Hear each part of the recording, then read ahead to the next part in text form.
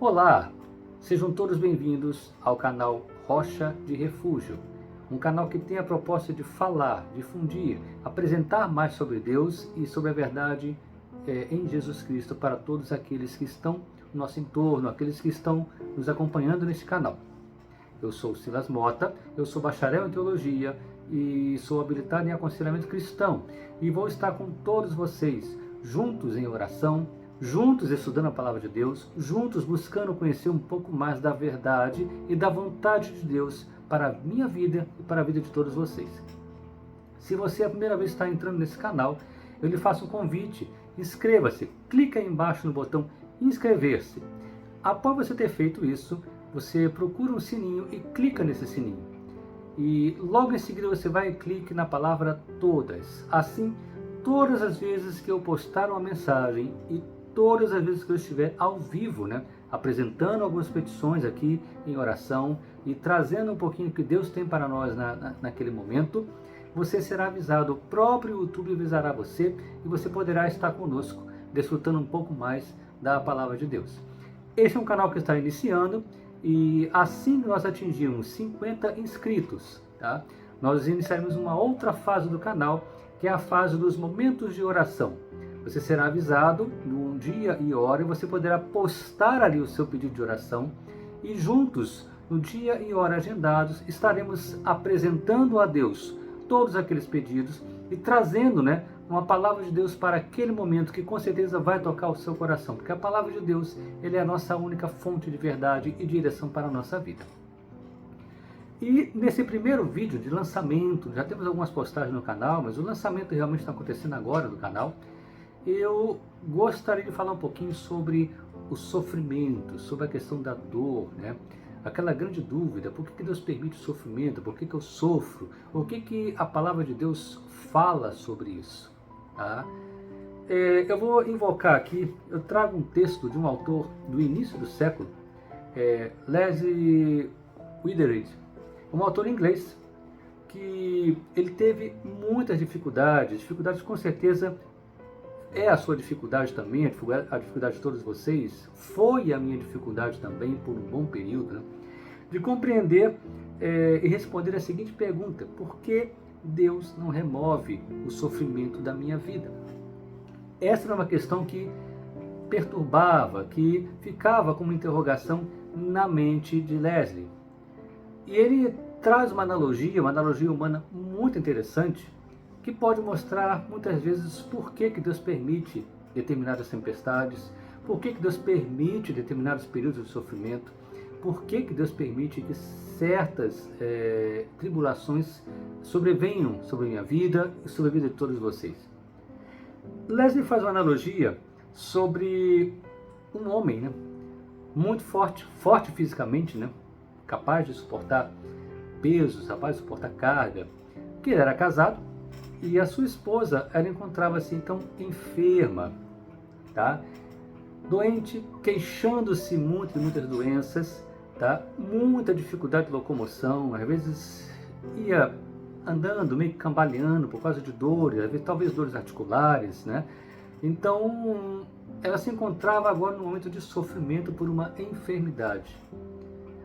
E ela tinha então dificuldade de caminhar, tinha dificuldade de desenvolver alguns afazeres, por causa da dor que sobrevinha naqueles momentos.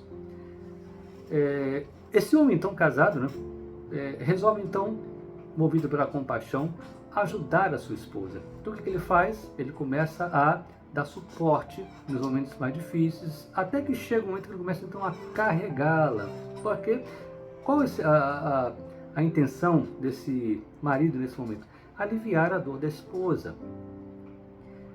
Leslie vai meditando sobre isso e ele fala o seguinte, que esse homem então passa a carregá-la para onde quer que ela precise ir. E o que acontece? Tempo depois, a sua esposa passa um tempo, ela começa a não ter mais condições de caminhar, começa a não ter mais condições de locomover, ela vai para cima de uma cama e ela passa a estar praticamente inválida. Leslie faz uma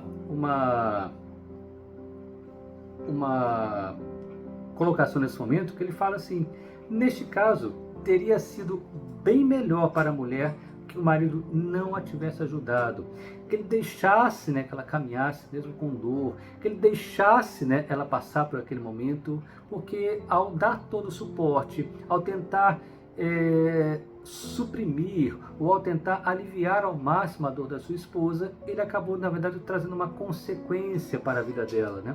Ela então passa a ser inválida por conta de todo esse suporte que ela recebeu. Ela não pôde lidar com isso de forma autônoma e com isso ela sofre um agravamento do seu quadro, né? Quando nós vemos essa analogia, né, essa analogia ela acaba respondendo à pergunta de Leslie. Por quê? Muitas vezes Deus permite que a tempestade venha sobre a nossa vida, Ele permite que as intempéries venham sobre a nossa vida, que nós enfrentemos algumas tribulações, justamente por quê? Para nós exercitarmos a nossa fé, e mais o principal motivo, né? A dor nos leva, nos capacita, ela nos capacita a enfrentar com mais propriedade as tempestades, ela nos fortalece, nos deixa mais fortes e com isso com mais capacidade de lidar com as situações. Então o processo de dor, mesmo que ele provoque sofrimento, ele traz benefícios, ele traz crescimento, ele traz o fortalecimento da nossa fé. Isso que Leslie estava compreendendo e estava querendo transmitir quando ele trazia essa analogia para esse momento, tá? Nós vamos lembrar que Deus, inclusive, permitiu que muitos servos passassem pelo sofrimento com a ideia de moldar o seu caráter, com a ideia de moldar a sua vida, de aperfeiçoá-lo para coisas maiores. Jó, inclusive, enfrentou o sofrimento e Deus não livrou ele do sofrimento. Deus permitiu. A gente sabe que a vida de Jó foi uma vida sofrida, né? O adversário vem para tentar testar a fé de Jó e ele não se abala. Mas Deus permite que ele passe pelo sofrimento, né? E Jó com certeza saiu mais forte, mais fortalecido de toda essa tempestade, de todas essas tribulações. Agora, algo interessante. Se você vai para a academia, por exemplo, às vezes você percebe que a sua musculatura está flácida, às vezes você tem uma dor aqui, uma dor ali, você percebe que falta sustentação, falta estrutura muscular. Aí o que você vai? Você vai procurar uma academia. Por quê? Porque o exercício de peso, ele fortalece a sua musculatura, é isso que você procura, não é verdade? Mas olha que interessante, como é o processo, como se dá esse processo? Você vai e o seu personal, o seu professor, ele vai coloca uma carga para você poder trabalhar inicialmente, você vai e levanta aquele peso, empurra aquele peso com as pernas, levanta aquele peso com os braços, trabalha várias situações, vários grupos musculares. E o que acontece quando você chega em casa no outro dia? Chega em casa e no outro dia, então você levanta, você está cheio de dores. Por que isso vai acontecendo?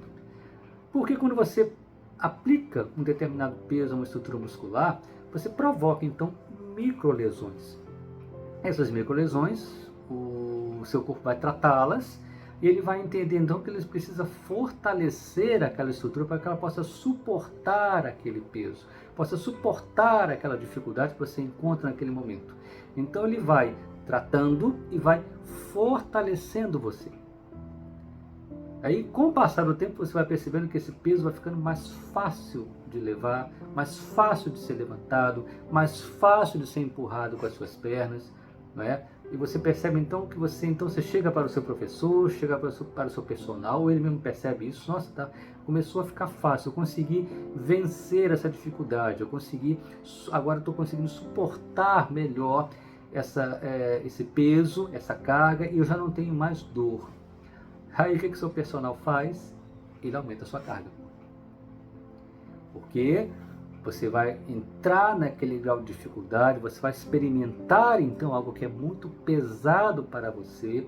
Nesse momento, às vezes, alguns vão pensar até miserável do instrutor, miserável do personal, né? Mas ele está certo. Então ele aumenta a sua carga, ele aumenta o seu peso. E aí você começa a enfrentar todo aquele processo de novo. E aí daqui a pouco você vence isso porque você ficou mais forte. A dor, o processo de crescimento, o processo de aperfeiçoamento, às vezes o processo de amadurecimento, ele acontece no meio de processos dolorosos. Deus usa a dor, Deus usa a tribulação, Deus usa as situações para que nós possamos crescer, não para que nós possamos recuar, não para nós abandonarmos os projetos de Deus, não para nós abandonarmos a nossa família, não para nós abandonarmos as situações que nos envolvem. É claro que eu vou tirar aqui, vou retirar desse contexto as questões que envolvem violência doméstica, aí a gente tem que dar uma outra tratativa a isso. Mas fora as questões que envolvem violência doméstica, Deus não nos orienta a recuar frente às dificuldades, Ele nos orienta a passar pelas dificuldades e enfrentar as dificuldades, aprender com elas, nos tornar mais fortes, exercitarmos a nossa fé. Tá? E a partir daí você se torna mais maduro, mais forte, mais fundamentado em Deus, mais crente em Jesus Cristo. Aí você vive um momento de felicidade, e o que acontece depois? Em outra tribulação. Aí Deus vai trabalhar com você num outro contexto. De repente Ele vai te criar uma situação onde você de repente tem uma dificuldade de perdoar, vai ter que lidar com situações que ferem o tempo todo. Vai ter que lidar com situações que o machucam o tempo todo. Tá? Deus trabalhando o nosso caráter, trabalhando o nosso comportamento, nos moldando mais a mente de Cristo através da dor, através do processo de sofrimento. Olha que interessante, não é? E como devemos encarar esse processo? Essa é talvez a pergunta mais difícil de respondermos para muitos. Como eu me encaro isso? Como eu me porto diante disso? Como eu me posiciono frente a uma situação de sofrimento? Né? Alguns vão dizer assim, para você não focar na dor e focar em você. Existe uma verdade nisso, né? Quando você tira o foco da dor, você tira o foco do sofrimento e você começa então a enxergar possibilidades para você sair daquele processo, para você vencer aquele processo. Então é correto isso, tirar o foco da dor. Muitos nos orientam a focar na nossa vida, a focar na nossa pessoa, tá? E isso vai fazer o quê? Vai fazer com que você diminua esse processo de dor. Esse processo vai ficar um pouco mais fácil de ser tolerado. Você vai conseguir, então, trabalhar melhor, vivenciar melhor esse momento, até você encontrar um escape. Mas lembre-se que o nosso cérebro não gosta de sentir dor. Então ele vai buscar sempre o escape mais rápido, ele vai buscar sempre o caminho mais curto, ele vai buscar sempre a resposta que faça o quê? Você sair do sofrimento mais rápido. Porque ele não gosta de sentir dor. O nosso cérebro não tolera muito bem processos dolorosos. E muitas vezes o caminho que nós vamos buscar, embora seja mais curto, embora melhore a nossa relação conosco, embora nos atenue o nosso sofrimento, ou até nos livre do nosso sofrimento, muitas vezes não vai ser o caminho que Deus tem para a nossa vida. Muitas vezes essa escola, né, que é a escola do sofrimento, não estou fazendo uma apologia que é o sofrimento, não é isso. Mas estou falando que ela pode ser uma escola, ela pode ser vista com uma outra forma, uma outra ótica.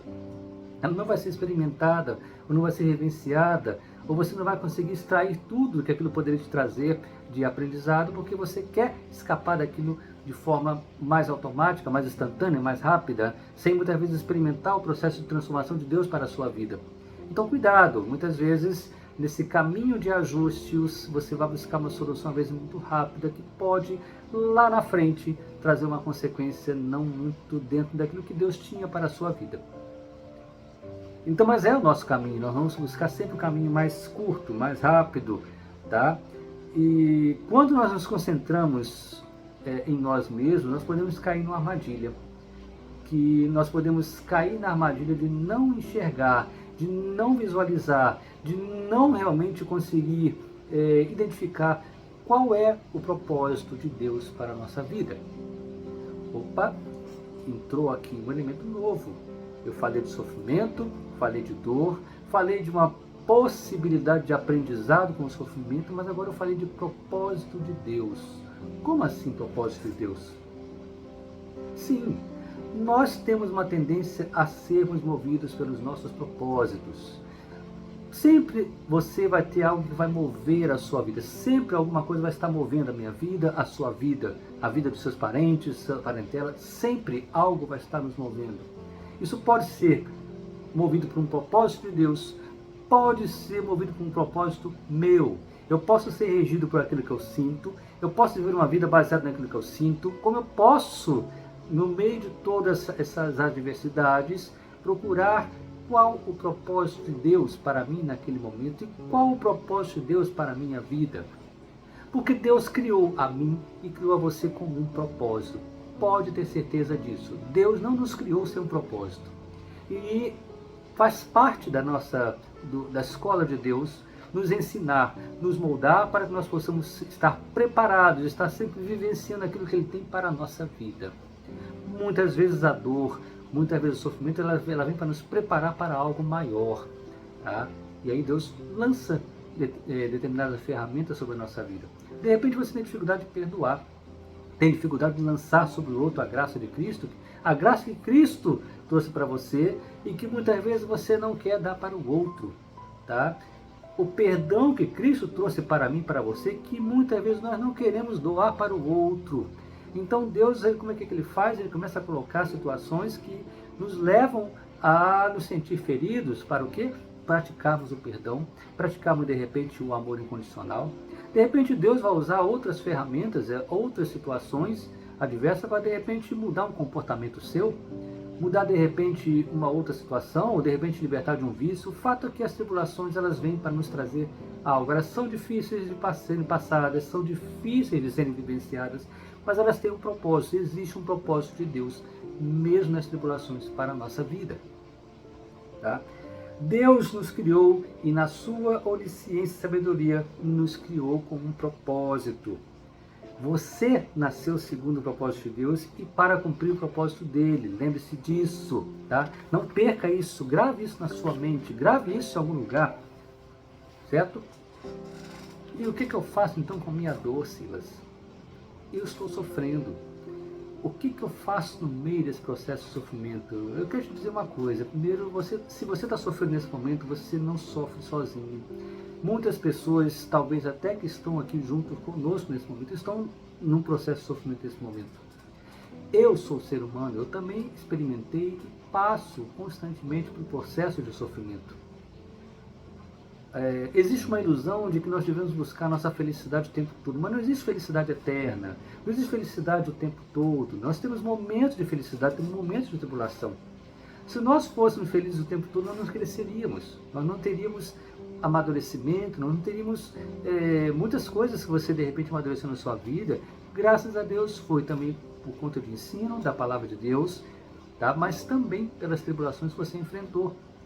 Então, muitas pessoas, até mesmo cristãs, elas vão trazer para você a ideia de você focar em você, o foco pessoal. Isso é 100% errado? Não. Mas nem sempre isso é o caminho de Deus para a sua vida naquele momento. Então ela fala para você, de repente, foque os seus sonhos, defina claramente as suas metas, acredite em si mesmo por si. São várias as mensagens, várias as pregações, várias as correntes, vários os vídeos na internet que levam você a fazer o quê? Foque em você, acredite em você. Eu não estou dizendo que você não deve acreditar em você, não é isso, né? Mas é uma visão onde o ser humano coloca-se no centro da solução. O que a palavra de Deus tem a falar sobre isso? O que Deus fala sobre isso? Será que Deus realmente quer que você seja o centro da solução? Quer que você seja o centro de tudo aquilo? Ou será que Deus deveria ser o centro de todas as situações? O que a palavra de Deus fala sobre isso? Eu trago aqui um texto de um pastor batista, Rick Warren, que ele também escreveu um livro, onde ele fala muito sobre isso. E eu vou ler um texto desse livro, um trecho desse livro, que vai trazer um pouquinho para você do que se às vezes prega por aí, às vezes travestido até de uma mensagem como mensagem de Deus. Mas olha que interessante que ele fala. Eu vou ler o trecho do livro aqui. Pastor Rick Warren falando, né? Já li muitos livros que sugerem formas de descobrir o propósito da minha vida. Todos poderiam ser classificados como livros de autoajuda. Eu tenho muito medo dessa questão dos livros de autoajuda. Por quê? Nós devemos buscar, isso já é uma coisa que se fala muito por aí, é verdade, nós não devemos buscar a autoajuda. A ajuda não está em nós, a ajuda não está em mim, a ajuda não está em você, a ajuda não está no seu marido, a ajuda não está na sua esposa, não está nos seus filhos, nos seus pais, não. E nem em mim. Eu não devo buscar essa ajuda dentro de mim e nem nos outros, tá? A ajuda está onde? Ela está no alto. Eu devo buscar a ajuda do alto, não a autoajuda. Você fala muito sobre isso, né? Mas ele continua falando.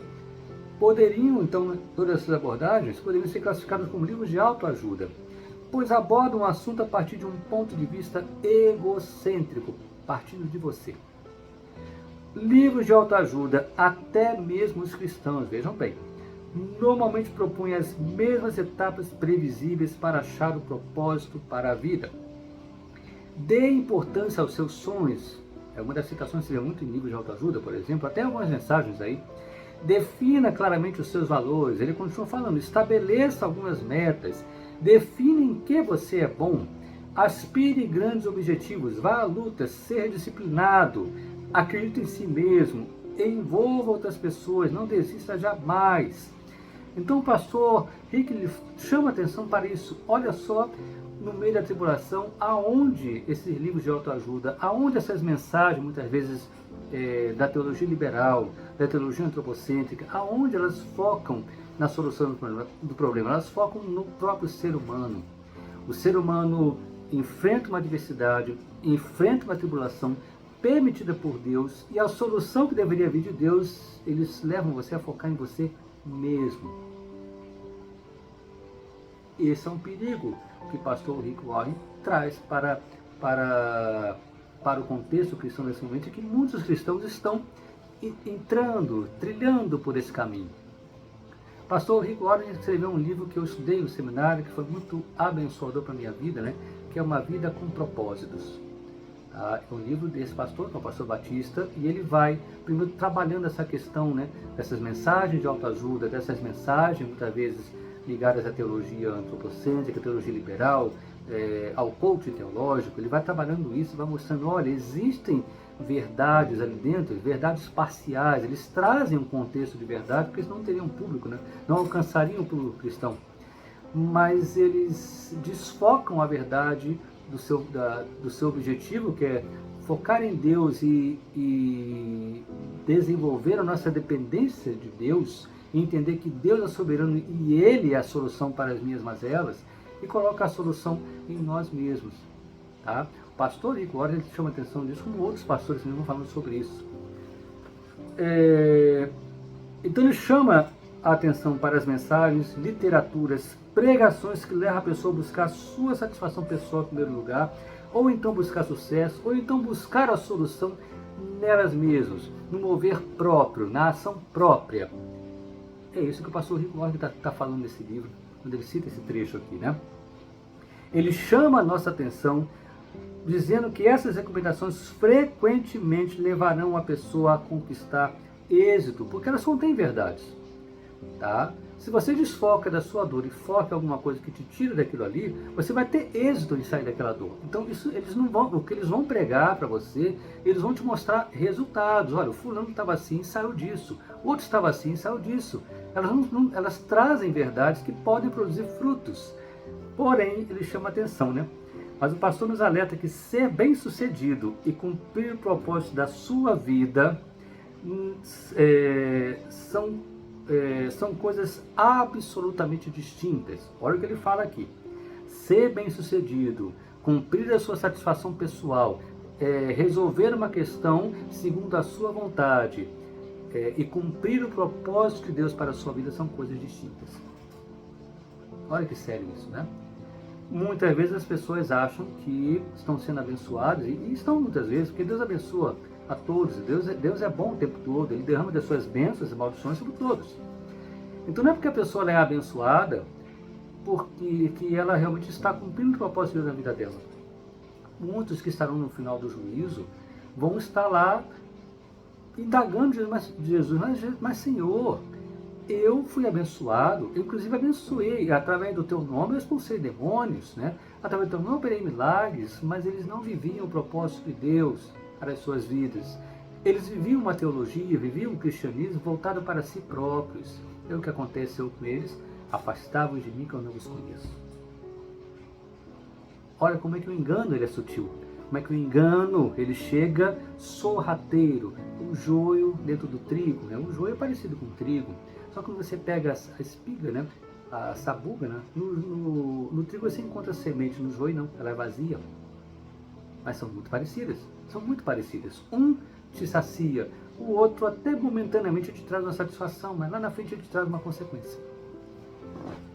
A palavra de Deus sempre nos leva a Ele, nunca nos leva a si próprios, nunca ao centro da nossa vontade, guardem isso.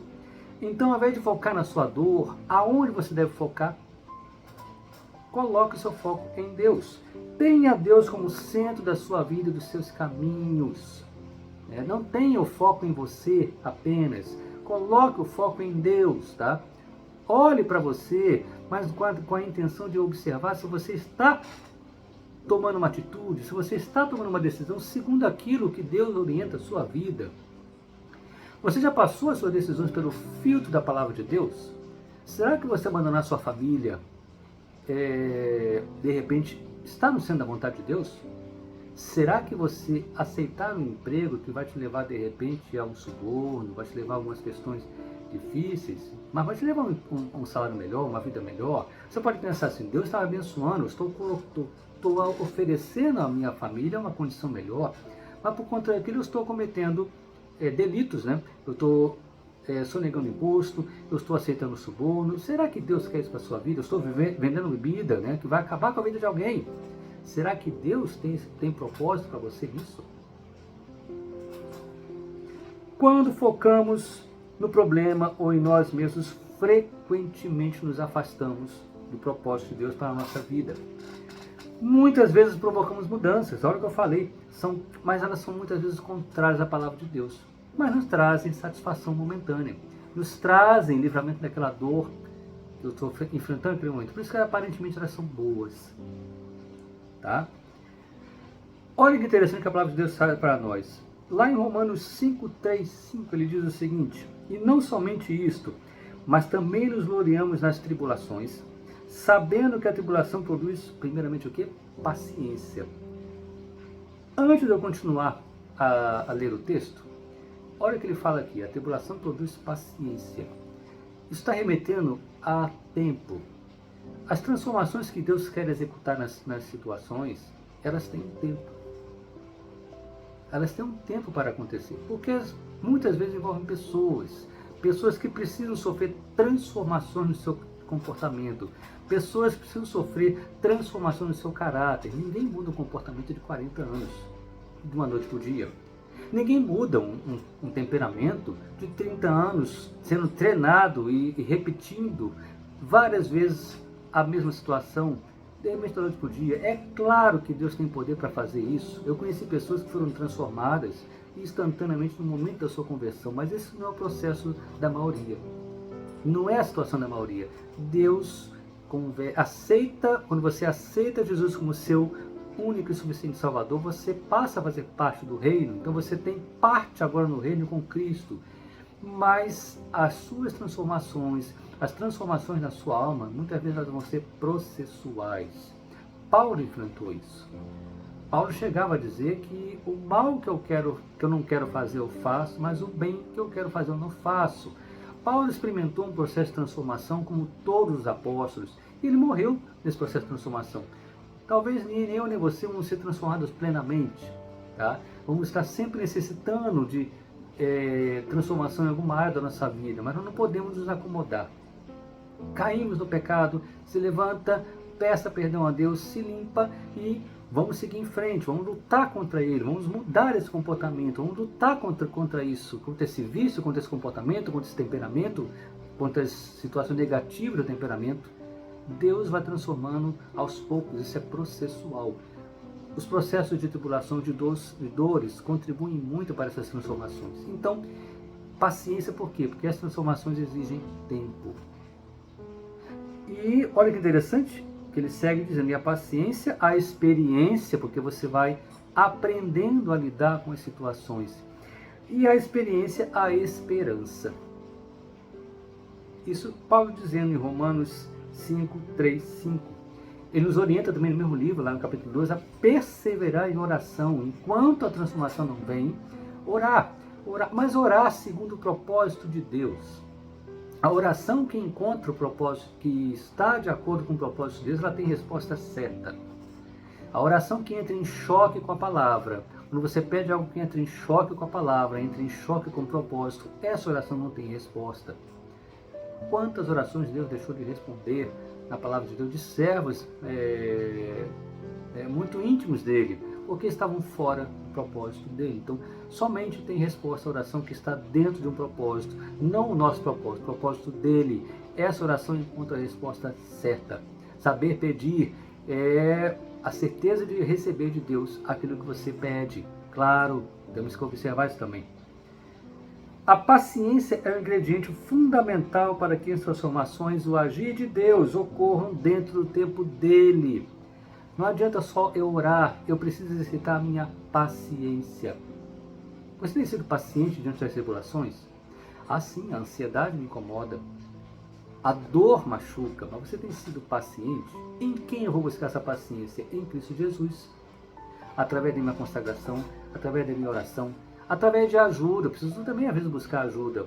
Pessoas que possam me ajudar. Cuidado com isso também. Nós temos muitas vezes, por causa do nosso senso de justiça, a necessidade de expor o erro do outro. A Bíblia não me autoriza a fazer isso. A palavra de Deus chama isso de maledicência, que está muito no campo da difamação. Difamação é diferente de calúnia. Calúnia é quando você conta uma mentira, espalha uma mentira sobre alguém. Difamação é quando você pega o erro da pessoa e espalha para todo mundo. Difamação, maledicência, estão no mesmo nível do adultério. Olha que sério isso, leva para o inferno. Você não pode difamar o seu irmão, você não pode difamar o seu filho, você não pode difamar a sua esposa. Meu irmão, para com isso. Ah, mas eu preciso desabafar. Então você escolha uma pessoa que você possa conversar, desabafar, mas uma pessoa que possa te aconselhar também. Uma pessoa que possa estar contigo em oração. Uma pessoa que possa entrar nessa batalha espiritual com você. Porque senão daqui a pouco você cai em outra armadilha. Você escolhe uma pessoa, daqui a pouquinho você não quer mais, porque de repente ela falou alguma coisa que o seu coração não deseja naquele momento, aí você busca outra. Aí você faz o quê? Conta o problema para o outro. Aí você daqui a pouquinho ouve alguma coisa, porque nós temos isso. Muitas vezes nós não estamos buscando alguém que nos ajude em oração a vencer uma determinada situação, uma batalha espiritual no casamento, uma batalha espiritual no relacionamento, uma batalha espiritual no emprego. Muitas vezes nós estamos nos auto-enganando e buscando cúmplices, alguém que fale aquilo que eu quero ouvir. Está cheio de mensagem aí, gente. Na própria internet você vai encontrar pessoas que se dizem até cristãs falando de coisas que não tem nada a ver com o reino, que não levam você para a vontade de Deus, levam você para a sua vontade. Deus deixa de ser soberano e passa a ser o seu ajudador apenas, passa a ser o seu empregado. Me desculpe, isso não é o evangelho. Cadê o amor sacrificial? Isso não é evangelho. Então sim, você pode buscar alguém para desabafar, mas tenha cuidado para não cair nesse laço, que é muito comum. Tá? Então nós precisamos perseverar em oração. Não perseveramos porque não temos paciência. Às vezes, daqui a pouquinho, Deus opera e você fala, agora eu não quero mais. Como assim não quero mais? Você estava buscando algo dentro do seu tempo ou dentro do propósito de Deus. Né? Nesse tempo ele estava trabalhando no outro coração e estava trabalhando em você o quê? A paciência. Você faz o quê? Você sai do propósito de Deus e fecha o coração. Às vezes começa a ter comportamentos que mostram o quê? Imaturidade, aí começa a esfriar com o outro, começa a ser ranzinza com o outro, começa a ser o quê? A desprezar o outro, né? Mecanismos de manipulação, a psicologia não olha isso com bons olhos também não, tá? Que na verdade mais são demonstrações de falta de maturidade. Às vezes Deus quer usar a situação para te trazer mais maturidade, amadurecer você para que você possa enfrentar ou ser vaso para Ele em coisas maiores. O que você faz? Você se fecha e começa a vivenciar justamente aquilo que Deus quer aperfeiçoar na sua vida. Começa a praticar atos de imaturidade. Cuidado com isso, né? Que atitudes nós devemos tomar diante da dor? Tá? Muitas vezes você pergunta assim, nossa, eu estou sofrendo. Deus, onde você está? Às vezes parece que Deus não nos ouve. Deus não nos escuta. Mas Deus está te ouvindo. Deus pode não estar falando, mas Ele está trabalhando. Eu citei isso há poucos dias, num outro momento, a vida de Noé. Noé ouviu a voz de Deus, recebeu uma ordenança de Deus, ele construiu uma arca e ele levou cerca de 100 anos para construir essa arca. Alguns autores falam que ele pode ser levado até 120 anos, um século. E nesse tempo Deus ficou em silêncio. Por que Deus ficou em silêncio, né? Para exercitar a fé de Noé? Eu não sei. Qual era o propósito de Deus? O que Deus queria ensinar para Noé? Falando com ele uma única vez, esperando que ele fosse permanecer no propósito durante um século. Noé poderia ter perdido a fé. Não vai chover nada. Não vai acontecer nada. Eu já estou aqui há 50 anos fazendo isso. 60 anos fazendo isso. Não aconteceu nada. 90 anos fazendo isso. Não aconteceu nada. Quantas vezes nós estamos orando e não acontece nada? Quantas vezes nós estamos orando e a resposta parece que não vem? Existe um tempo. O nosso relógio não é o relógio de Deus e Deus nunca está atrasado. Se a solução chegou agora, ela chegou no momento certo. Se a transformação chegou agora, ela chegou no momento certo. Era agora que ela tinha que acontecer. Porque vários processos foram trabalhados nesse momento. Deus nunca se atrasa, então tenha paciência. Deus, onde você está, aqui com você, aqui comigo. O Salmo 23 fala uma coisa interessante. Ele é traduzido por João Ferreira de Almeida da seguinte forma: o Senhor é meu pastor, nada me faltará. Mas se a gente for a língua original, o hebraico, né, bíblico, a tradução ficaria mais ou menos assim: o Senhor é meu pastor, ele não me faltará. Que é muito diferente. Eu posso ajudar qualquer um. Eu posso ajudar à distância. Eu posso ajudar até quem eu não conheço. De repente tem uma campanha, eu passo um pix, a pessoa está lá nos Estados Unidos, não sei nem quem é, de repente vou nem lembrar dela mais, mas eu ajudei. Mas eu estou distante, a pessoa não me viu, a pessoa não me tocou, a pessoa não conviveu, não conheceu a minha pessoa. Não é verdade? Mas Deus fala que Ele não é aquele que não vai deixar nada faltar para você, Ele é aquele que não te faltará, ou seja, você está passando pelo vale e está aqui do seu lado. Você está enfrentando uma situação difícil, Ele está aqui do seu lado, Ele não está te ajudando à distância, Ele está aqui. É isso que o Salmo diz. Deus, onde você está, aqui com você.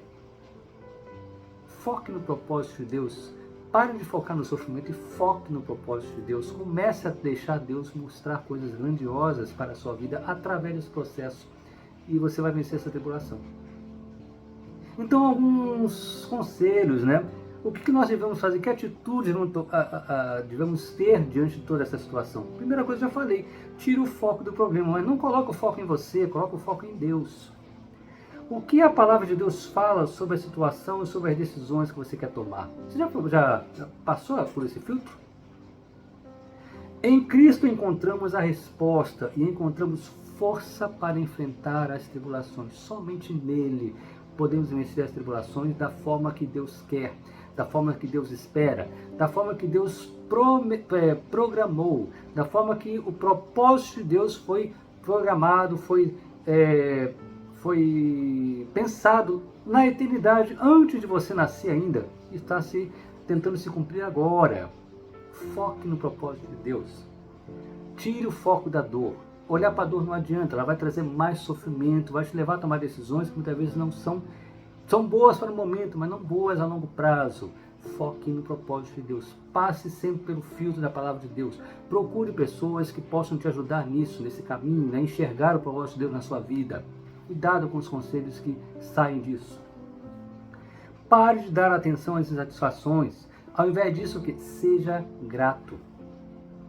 Porque se eu estou vendo uma dificuldade de relacionamento, é claro, eu vou tirar daqui novamente a situação de violência doméstica. A mesma pessoa que tem esse problema, né, que tem esse distúrbio de comportamento, de caráter, ninguém é 100% ruim, ninguém é 100% também bom. Mas eu vou tirar as situações de violência doméstica desse contexto, porque elas precisam ser tratadas de uma outra ótica. Ali a ideia é proteger a vítima. Então, tirando essa situação de violência, tá? Seja grato. Se o seu problema no relacionamento, o que tem de bom na sua esposa? O que tem de bom no seu filho? Será que ele só tem coisas ruins? Ninguém é 100% ruim. Comece a olhar para as qualidades, para as coisas boas. Tá? Tire o foco das insatisfações, porque a insatisfação adoece. Ser grato, ao contrário disso, traz tranquilidade, traz paz, traz saúde para o seu corpo. Eu vou ler aqui um trecho de um neurologista da USP, que ele fala o seguinte nos estudos dele, né? Mostra os principais impactos da gratidão. Palavras dele, tá? Valorizar o que temos. Às vezes a sua dificuldade não é relacional, às vezes a sua dificuldade é no momento, no contexto. Uma vez você não ter como focar numa pessoa, focar o que você tem de bom na sua vida, o que Deus já te deu de bom na sua vida, né? O que você tem de bom no seu entorno, né? O que Deus está te mostrando ali? Eu já fiz isso por você, eu já fiz isso por você, já te dei isso, eu já se sustentei nisso. Quais são as coisas boas que Deus te proporcionou na sua vida? Começa a focar nisso. Então ele fala aqui, olha, valorizar o que temos estimula o nosso cérebro, reduz a pressão arterial, ser grato reduz a pressão arterial. Ele está falando de gratidão aqui. Pessoas mais gratas têm uma pressão arterial menor e têm menos risco de infarto e AVC. Libera mais hormônios, como a ocitocina, que melhora as nossas interações sociais, aumenta a produção de neurotransmissores no cérebro, que tem a ver com a felicidade, garantindo mais foco e melhor tomada de decisões. Isso é o que acontece quando você troca uma vida de valorização das insatisfações por gratidão. Olha que interessante, né? O seu corpo começa a responder positivamente quanto a isso. Então, tira o seu foco das insatisfações, tira o seu foco da dor, né? Foque em Deus. E o segundo conselho, seja grato, comece a agradecer. Tá? Veja o que Paulo escreve aos Filipenses. Digo isto não por causa da pobreza, porque aprendi a viver contente em toda e qualquer situação. Olha só, Paulo está nos ensinando a aprender a sermos felizes, a vivermos felizes em toda e qualquer situação. Ele aprendeu com isso, e com isso ele trouxe o quê? Bênçãos para a sua vida, transformações para a sua vida. Ele continuou falando, tanto ser estar humilhado, como também ser honrado. De tudo e de todas as circunstâncias já tenho experiência, tanto de fartura como de fome, assim de abundância como de escassez. Filipenses 4, 11, 12. Paulo passou por humilhações, Paulo passou por pessoas que escarneceram dele, que maltrataram. Paulo teve dificuldades com irmãos, teve dificuldade com a igreja. A igreja de Coríntios foi uma relação conflituosa com Paulo. Paulo escreveu na igreja de Coríntios, apesar de vocês não demonstrarem amor por mim, eu vos amo. E Paulo respondeu com amor, respondeu com cuidado, com zelo a pessoas que estavam ferindo. Paulo nos ensina a aprender a sermos felizes em qualquer situação. Olha que interessante, então felicidade, gratidão, são coisas que precisamos aprender, cultivar. Cultive gratidão da sua vida. Olha só, desfoque da sua dor, foque em Deus, coloque a palavra de Deus como filtro dos seus caminhos, das suas decisões, busque aconselhamento em pessoas que tenham o mesmo foco e seja grato. São atitudes que devemos tomar diante do momento de dor. Lembre-se que em muitas situações precisam de tempo para uma mudança. Olha o tempo de novo entrando aqui. Comportamentos, vícios e outros são frutos de anos de treinamento da mente de forma equivocada. Deus tudo transforma, sim, Deus tudo transforma, absolutamente tudo. Deus tem solução para tudo e todas as coisas. Mas essas transformações são processuais. Aprenda a perseverar em oração. Paulo fala isso, persevere em oração nas tribulações, para que você possa permitir que o tempo de Deus se cumpra e todos os processos se realizem. Foque no propósito de Deus para a sua vida. Qual é o propósito de Deus para a minha vida? Qual é o propósito de Deus para a sua vida? Observe suas reações, outra atitude. Por quê? Porque normalmente nós reagimos segundo o nosso coração. Às vezes a minha vontade não é perdoar, o meu desejo é sai daqui. Às vezes a minha vontade não é nem estar perto da pessoa, às vezes não quero estar perto de um filho que me machuca, às vezes eu quero sair da vida da minha esposa. Tá? Observe as suas reações, são reações da sua alma, reações movidas pelos seus sentimentos. Deus nos ensina a não sermos movidos pelos nossos sentimentos, não olharmos para aquilo que nós sentimos. Nossos sentimentos não podem definir os nossos passos. O propósito de Deus para a minha vida é que tem que definir os nossos passos. Onde eu encontro essa verdade? Na palavra de Deus. Eu gosto sempre de desafiar uma coisa minha, né? Quando você está diante de uma situação difícil, né? Que você não sabe para onde seguir, ou você quer tomar uma decisão e às vezes você percebe que eu vou, mas não vou, mas não vou, porque na verdade é o Espírito Santo te incomodando, de repente você não deixar fazer isso. Como é que eu posso discernir se isso está afinado com a palavra de Deus ou não, com o propósito de Deus para a minha vida ou não. Eu sempre desafio as pessoas a fazer essa pergunta: o que Cristo faria no seu lugar? Imagina você diante da situação agora e Cristo agora está no seu lugar. Que decisão ele tomaria? Normalmente ele vai apontar para um caminho que é contrário àquele que você queria trilhar. Então, a vontade de Deus, ela é soberana, ela deve estar acima do nosso coração, da nossa vontade. Interessante, né?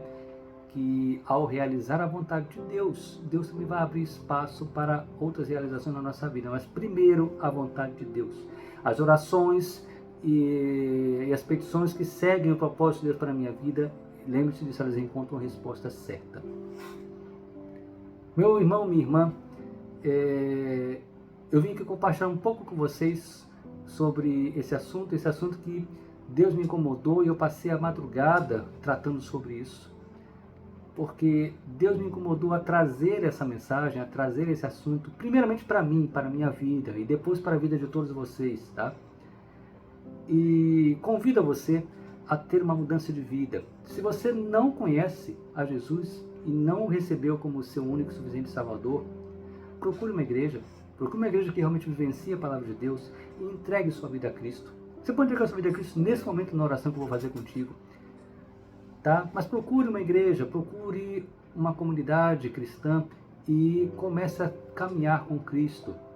Se você já é convertido, é crente em Cristo Jesus, salvo, né? E tem Jesus como seu único e suficiente Salvador, comece a mirar no propósito de Deus para a sua vida.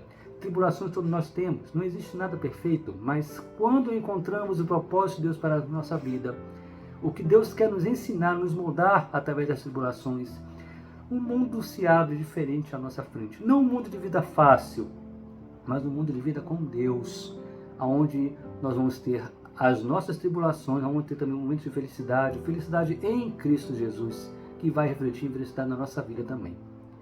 Feche os seus olhos, eu gostaria de orar com você nesse momento. Pai de amor, nós estamos aqui diante de Ti como pobres pecadores. Ó Deus, muitas vezes nós nos encontramos diante de tribulações, de provas, de algo que nos machuca. E muitas vezes nós queremos seguir o nosso coração. Ó Deus, eu coloco a Ti agora cada um que está comigo nesse momento e cada um que irá assistir esse vídeo posteriormente, né, que vai de repente orar conosco. Essa oração ela vai ser repetida quantas e quantas vezes. E, ó Deus, eu peço que Tu escute as petições também daqueles que vão entrar posteriormente nesse canal. Ó Deus, nos transforme no nosso caráter. Ó Deus, que as tribulações que Tu tem permitido que a nossa vida, que nós vivenciamos na nossa vida, ó Deus, que elas possam ser uma escola de transformação, que nós possamos ter o nosso caráter transformado e aprovado por Ti. Ó Deus, que nós possamos descobrir o nosso propósito, o propósito que cada um tem, né, de Deus para a sua vida, que ele possa ser revelado a partir das tribulações, que o nosso caráter possa ser transformado, que a nossa volição, a nossa vontade, passa a não ser a nossa vontade, mas a Tua vontade sobre a nossa vida. Ó Deus, se tem alguém aqui que não conhece a Ti, ó Deus, e que está entregando a sua vida nesse momento, ó Deus, que Tu possas estar agora entrando nesse coração, né, que se abre para Ti, e que Tu possas estar agora realizando o Teu propósito na vida dessa pessoa. Ó Deus, aqueles que já são Seus e que estão enfrentando problemas, ó Deus, que nós possamos extrair da Tua vontade, extrair o Teu ensino sobre cada tribulação. Ó Deus, que o Teu silêncio não signifique a Tua ausência nas nossas vidas, tá? Mas que seja o Teu silêncio para exercício da nossa fé e para nos estimular a perseverar em oração, para que no Teu tempo todas as transformações e todos os processos possam se cumprir na minha vida e na vida daqueles que estão aqui nesse momento. Ó Deus, nós apresentamos a nossa vida como pobres, pessoas indignas, pessoas que não mereciam o Teu perdão, que não mereciam a Tua graça. Ó Deus, e que essa mesma graça, esse mesmo perdão que nós recebemos sem merecimento, que nós possamos também derramar sobre aqueles que estão à nossa volta, que nós possamos nos reconciliar com os nossos familiares, com os nossos amigos, perdoar aqueles que nos ofenderam, nos oprimiram, que nós possamos derramar da Tua misericórdia sobre todos aqueles que estão ao nosso entorno. que nós não permitamos que a mágoa, o ressentimento entre no nosso coração, que os sentimentos e os comportamentos imaturos, do esfriamento, do corte de relações, do desprezo, Deus, que isso não faça parte da nossa vida, né? Que nós possamos experimentar as sensações e não pecarmos contra Ti, não pecarmos contra o nosso próximo. Deus, conduza os nossos passos a Ti, diante do Teu propósito, para que a Tua vontade se cumpra na vida de cada um. Essa é a oração que eu faço a Ti, em nome de Jesus. Amém. Que o seu dia possa ser abençoado.